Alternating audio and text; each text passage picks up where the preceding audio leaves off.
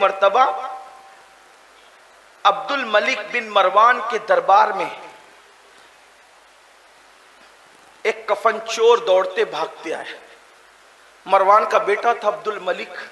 بڑے بدتمیز لوگ تھے یہ لوگ, انتہائی پاپی قسم کے. اس کا باپ بھی ویسے ہی تھا اور وہ بھی ویسے. اللہ کے رسول علیہ السلام نے اس کے دادا پہ لعنت فرمائی تھی, حکم پر اور مروان پر بھی. اما عائشہ فرماتی ہیں کہ جب اس کے باپ پہ لعنت کی گئی تو یہ باپ کی پیٹھ میں تھا, اس لعنت کا حصہ اس پہ بھی پڑا. یہ ایک الگ سا عنوان ہے. بہرحال تو بادشاہ بن گئے تھے مکر اور فریب کی بنیاد پر. اس کے دربار میں کفن چور دوڑتے ہوئے آیا اور آنے کے بعد اس نے کہا عبد الملک سے کہ عبد الملک, اے بادشاہ, اے ہمارے امیر, میں بہت بڑا پاپی مجرم و گنہگار ہوں اور توبہ کی نیت سے آیا ہوں تاکہ کسی اللہ والے کے ہاتھ پہ توبہ کروں اور آپ کو اطلاع دوں. تو عبد الملک نے کہا آخر تو نے ایسا کیا کر لیا, تیرا گناہ کون سا ایسا ہے؟ تو اس نے کہا میرا گناہ بہت بڑا ہے عبد الملک, کا آسمانوں سے بھی بڑا کہاں, زمینوں سے بھی بڑا کہاں. تو اس نے پوچھ لیا کیا عرش اور کرسی اور لوح و قلم سے بھی بڑا ہے؟ تو اس نے کہا یہ سب سے بڑا ہے میرا گناہ. تو پھر اس نے پوچھا کیا خدا کی رحمت سے بھی بڑا ہے تیرا گناہ؟ تو عبد الملک کے یہ پوچھنے پر اس نے کہا کہ نہیں عبد الملک, میرا گناہ اللہ کی رحمت سے بڑا نہیں ہے, اس لیے تو میں توبہ کرنا چاہتا ہوں کہ اس کی رحمت سب سے بڑی. اور حدیث پاک ہے سبقت رحمتی علی غضبی, کہ میری رحمت میرے غضب پر سبقت لے گئی. یہی ہے میرے اللہ کی شان کہ ہر مجرم جہاں کہیں جا کر کے جرم کا اعتراف کرتا ہے تو لوگ اس کو ذلیل اور رسوا کرتے ہیں. تنہا میرے اللہ کی عدالت ہے کہ وہاں اگر انسان اپنے جرم کا اقرار کر لے تو اس کو رسوا نہیں کیا جاتا بلکہ اس کو محبوب بنا لیا جاتا ہے. واللہ یحب التوابین, اللہ توبہ کرنے والوں کو اپنا محبوب بنا لیتا ہے. تو عبد الملک کے پاس آ کر وہ کفن چور نے جب کہا کہ عبد الملک میں نے بہت بڑا جرم کیا, گناہ کیا اور اب توبہ کے لیے آیا ہوں, تو میرا گناہ اللہ کی رحمت سے بڑا نہیں ہے. تو عبد الملک نے کہا کہ تو کیوں سدھرنا چاہ رہا ہے, کیوں توبہ کرنا چاہ رہا ہے؟ تو کہا آج کہ آج میں نے ایک دن میں 5 قبریں کھولی اور 5 قبروں کے اندر میں نے 5 مناظر دیکھے. وہ 5 مناظر سن لے, اس پہ بات پوری ہوتی. وہ کہتا ہے کفن چور کہ جیسی میں نے ایک قبر کھولی تو میں نے کیا دیکھا کہ قبر والے کا منہ جو قبر کے اندر تھا دیکھنے کے قابل نہ تھا اور وہ قبلے سے پھرا ہوا, قبلے سے پھرا ہوا تھا. میں یہ منظر دیکھ کر کے گھبرایا تو غیب سے آواز آئی پوچھتا کیوں نہیں کہ اس کے ساتھ یہ کیوں کیا گیا؟ تو میں نے کہا کہ میں کیا پوچھ سکوں گا, میں تو گھبرا گیا ہوں. تو کہا کہ یاد رکھ یہ وہ شخص ہے دنیا میں جو شراب پیتا تھا اور زنا کیا کرتا تھا, اس لیے قبر میں اس کا حال ہم نے یہ کیا. اس کے بعد وہ کہتا ہے کہ میں وہاں سے نکلا, سوچا چلو اسے چھوڑو کیونکہ دنیا کی لالچ بڑی بھیانک ہوتی ہے, اس کو چھوڑو. جیسی دوسری قبر پہ پہنچا تو وہ کہتا ہے کہ میں نے دیکھا کہ قبر کے اندر کچھ لوگوں کے چہرے سور اور خنزیر کی طرح تھے اور ان کا منہ کالا تھا اور انہیں توق اور زنجیروں سے باندھ دیا گیا تھا. جب میں نے یہ منظر دیکھا تو میں لرز گیا کہ انسان کا منہ سور کی طرح اور زنجیروں سے اور توق سے باندھا ہوا. تو اس وقت غیب سے آواز آئی یہ حرام دھندے کرنے والے لوگ ہیں جن کے منہ تو سور کی طرح دیکھ رہا ہے, توق اور زنجیروں میں جن کو جکڑا دیکھ رہا ہے. ایک تو یہ حرام کاروبار کرتے تھے اور دوسرا یہ جھوٹی قسمیں کھاتے تھے. دیکھتے نہیں لوگ تو 200 روپے کی چپل بیچنے کے لیے 50 روپے کی سبزی بیچنے کے لیے بھی جھوٹی قسم کھاتے. الزواجر میں ابن حجر نے ایک حدیث لکھی, اس کو سنیں, جھوٹی قسم کھانے والوں تھے. اللہ پاک حدیث قدسی میں ارشاد فرماتا ہے، بلکہ آج تو شاید لوگ جھوٹی قسم کھانے کو گناہ بھی نہیں سمجھتے، لوگ قسم سے اتنی قسمیں کھاتے ہیں کہ جس کی کوئی حد نہیں۔ حدیث پاک میں آیا ہے سچی بات پر بھی قسم کھانے سے پرہیز کرو، کیونکہ جو سچی باتوں پہ قسم کھاتا ہے، بات بات میں قسم کھاتا ہے، اللہ اس کی روزی میں بھی تنگ دستی پیدا کر دیتا ہے۔ جب تک جان پہ نہ بنائے قسم مت کھانا، جب تک ایمان پہ نہ بنائے قسم مت کھانا، جب تک عزت پہ نہ بنائے قسم مت کھانا۔ یعنی اسلام نے قسم کھانے کی بھی کوئی جگہ مخصوص کی ہے۔ لوگ تو کاروباری معاملات میں بھی قسم کھاتے ہیں، چھوٹے چھوٹے معاملات میں بھی قسم کھاتے ہیں، بچوں کے جھگڑے پہ قسم کھاتے ہیں، عورتیں چھوٹی چھوٹی باتوں پہ قسم کھاتی ہے، سالن میں نمک پھیکا ہو جائے تو قسم اٹھا رہی ہے، سالن میں نمک زیادہ ہو جائے تو قسم اٹھا رہی ہے۔ سن لو، سچی باتوں پہ قسم کھانے والوں کی روزی بھی بات بات پہ تنگ کر دی جاتی ہے۔ فرمایا گیا دین کی حقانیت پہ قسم جتنی چاہو کھاؤ، کیونکہ یہ سب سے حق ہے، اس کے علاوہ دنیا کے معاملے میں قسم کھانے سے بچو، اور جھوٹی قسم سے تو بچو ذرا دھڑکتے ہوئے دل سے۔ ابن حجر جو حدیث لائے ہیں الزواجر کے اندر لکھتے ہیں، اللہ کے رسول علیہ السلام فرماتے ہیں، حدیث قدسی ہے، اللہ فرماتا ہے میرے نام کو جھوٹی قسموں کا نشانہ نہ بناؤ، میرے پاک نام کو جھوٹی قسموں کا نشانہ نہ بناؤ، جو میرے نام کی جھوٹی قسم کھاتا ہے میں اس پہ بھی لعنت کرتا ہوں اور اس کی 7 پشتوں پہ لعنت کرتا ہوں۔ تمہاری 7 پشتیں پریشان رہے گی جھوٹی قسم کی نحوست سے، اور تمہارا کیا حال ہوگا جھوٹی قسم کھانے والوں؟ ایک تو یہ قبر میں سور کا چہرہ ہوگا، حرام دھندے کرنے والے۔ حرام دھندہ صرف شراب بیچنا نہیں ہے، حرام دھندہ صرف سود کھانا نہیں ہے۔ اگر کرانے کی دکان بھی ڈالی ہے اور اگر دودھ میں ملاوٹ کر کے پیور کر کے بیچتے ہو یہ بھی تو حرام ہے۔ پھلی کا تیل بول کر کے جو دوسرے تیل مکس کر کے بیچتے ہو یہ بھی تو حرام ہے۔ جھوٹ بول کر دھندا کرتے ہو یہ بھی تو حرام روزی ہے۔ اسلام تو بالکل واضح کی بات کرتا ہے، ہمارے یہاں مکر نہیں ہے، جھوٹ نہیں ہے، رشوت نہیں ہے، فریب نہیں ہے۔ اور اگر مال کمانے کے اوپر اتر آئے ہو، آقا علیہ السلام فرماتے ہیں حیا سے دور ہو جا، پھر جو چاہے کر۔ جب تیرے اندر حیا ہی باقی نہیں رہ گئی پھر تو جو چاہے کر۔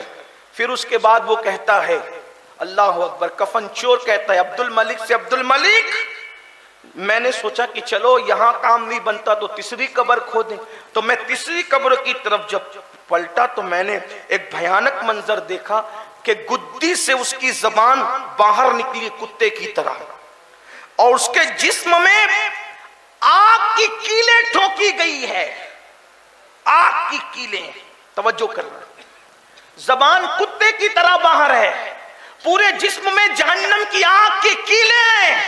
میں یہ منظر دیکھ کر لرز گیا تو غیب سے آواز آئی یہ چگلیاں کرتا تھا، ادھر کی بات ادھر، ادھر کی بات ادھر۔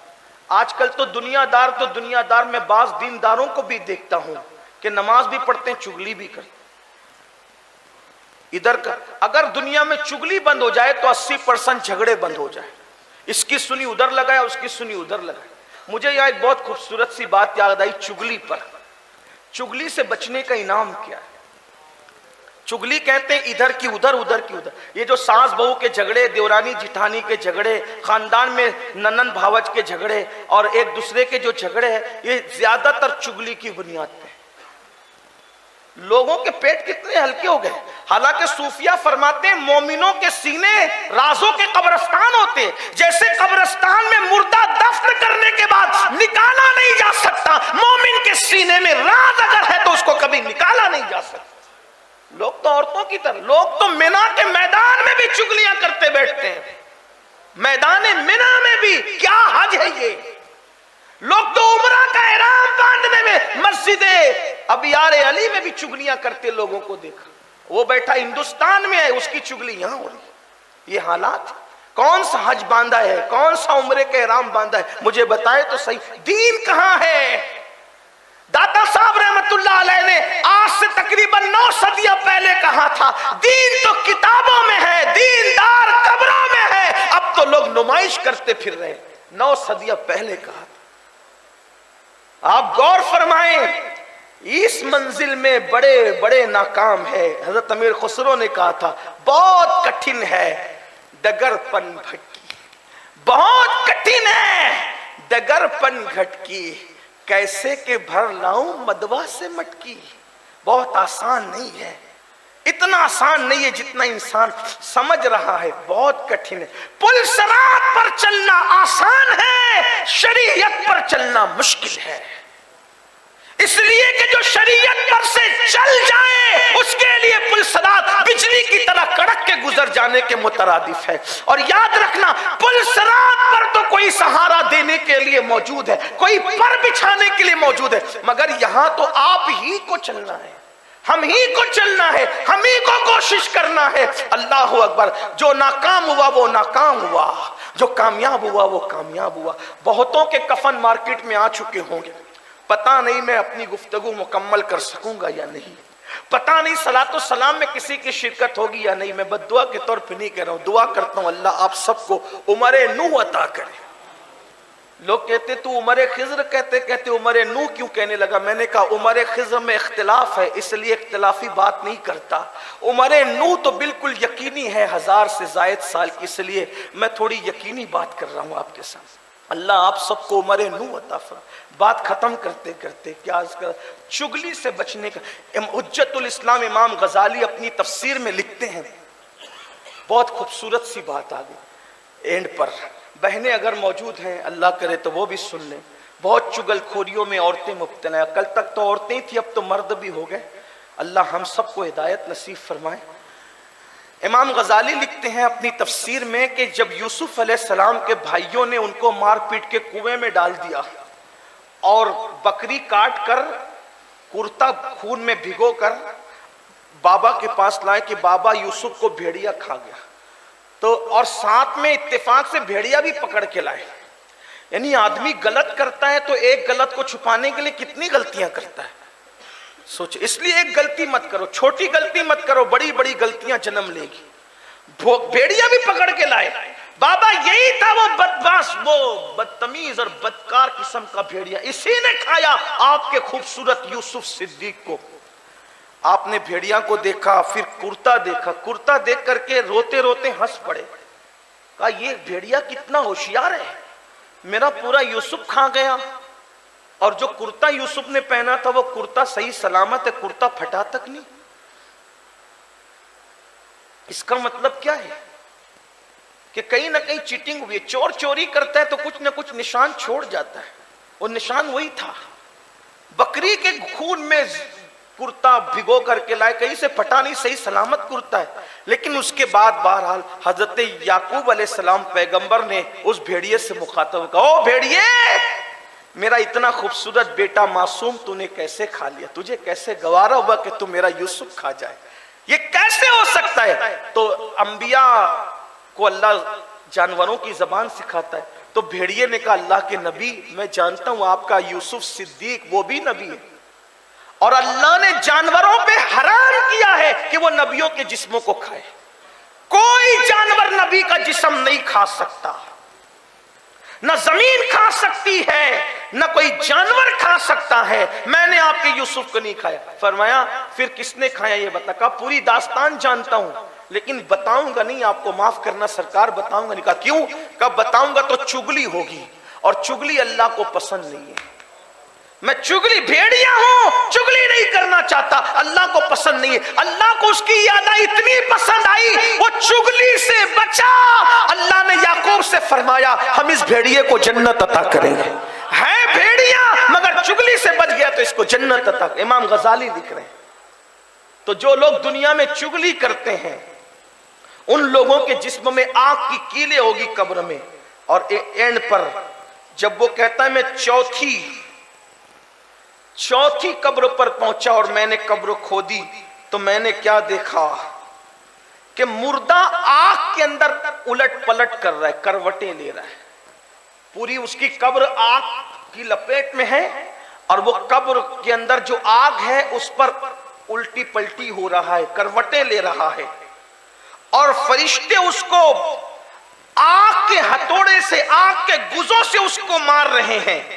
और उस पर ऐसी आवाज आती है कि दहशत तारी होती है। यह सबसे दर्दनाक अजाब था मेरे लिए। आग की जमीन पे किसी का उलट पलट करना, हथौड़ों का उस पे बरसना और आग के गुजों से उसका इस्तिकबाल किया जाना। गैब से आवाज आई, ये वो बदनसीब है जो नमाज में सुस्ती करता था।